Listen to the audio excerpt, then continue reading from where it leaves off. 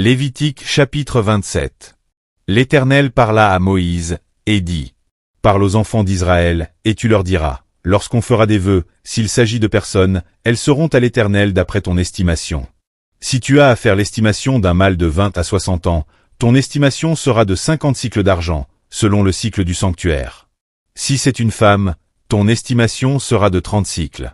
De 5 à 20 ans, ton estimation sera de 20 cycles pour un mâle, et de 10 cycles pour une fille. D'un mois à 5 ans, ton estimation sera de 5 cycles d'argent pour un mâle, et de 3 cycles d'argent pour une fille. De 60 ans et au-dessus, ton estimation sera de 15 cycles pour un mâle, et de 10 cycles pour une femme.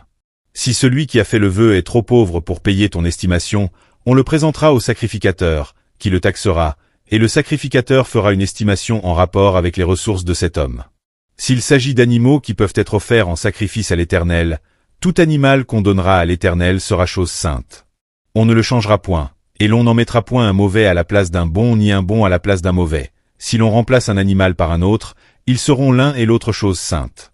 S'il s'agit d'animaux impurs, qui ne peuvent être offerts en sacrifice à l'Éternel, on présentera l'animal au sacrificateur, qui en fera l'estimation selon qu'il sera bon ou mauvais, et l'on s'en rapportera à l'estimation du sacrificateur. Si on veut le racheter, on ajoutera un 5e à son estimation. Si quelqu'un sanctifie sa maison en la consacrant à l'Éternel, le sacrificateur en fera l'estimation selon qu'elle sera bonne ou mauvaise, et l'on s'en tiendra à l'estimation du sacrificateur. Si celui qui a sanctifié sa maison veut la racheter, il ajoutera un 5e au prix de son estimation, et elle sera à lui. Si quelqu'un sanctifie à l'Éternel un champ de sa propriété, ton estimation sera en rapport avec la quantité de semences, 50 cycles d'argent pour un homère de semences d'orge. Si c'est dès l'année du jubilé qu'il sanctifie son champ, on s'en tiendra à ton estimation. Si c'est après le jubilé qu'il sanctifie son champ, le sacrificateur en évaluera le prix à raison du nombre d'années qui restent jusqu'au jubilé, et il sera fait une réduction sur ton estimation. Si celui qui a sanctifié son champ veut le racheter, il ajoutera un 5e au prix de ton estimation, et le champ lui restera. S'il ne rachète point le champ, et qu'on le vende à un autre homme, il ne pourra plus être racheté. Et quand l'acquéreur en sortira au jubilé, ce champ sera consacré à l'Éternel, comme un champ qui a été dévoué. Il deviendra la propriété du sacrificateur.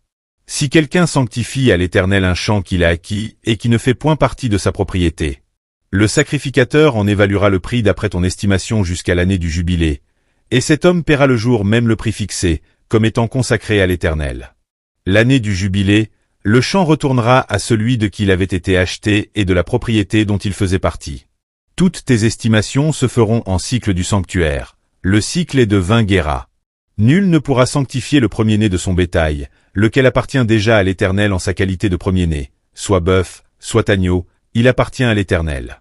S'il s'agit d'un animal impur, on le rachètera au prix de ton estimation, en y ajoutant un 5e. S'il n'est pas racheté, il sera vendu d'après ton estimation. Tout ce qu'un homme dévouera par interdit à l'Éternel, dans ce qui lui appartient, ne pourra ni se vendre, ni se racheter, que ce soit une personne, un animal, ou un champ de sa propriété. Tout ce qui sera dévoué par interdit sera entièrement consacré à l'Éternel. Aucune personne dévouée par interdit ne pourra être rachetée, elle sera mise à mort. Toute dîme de la terre, soit des récoltes de la terre, soit du fruit des arbres, appartient à l'Éternel. C'est une chose consacrée à l'Éternel.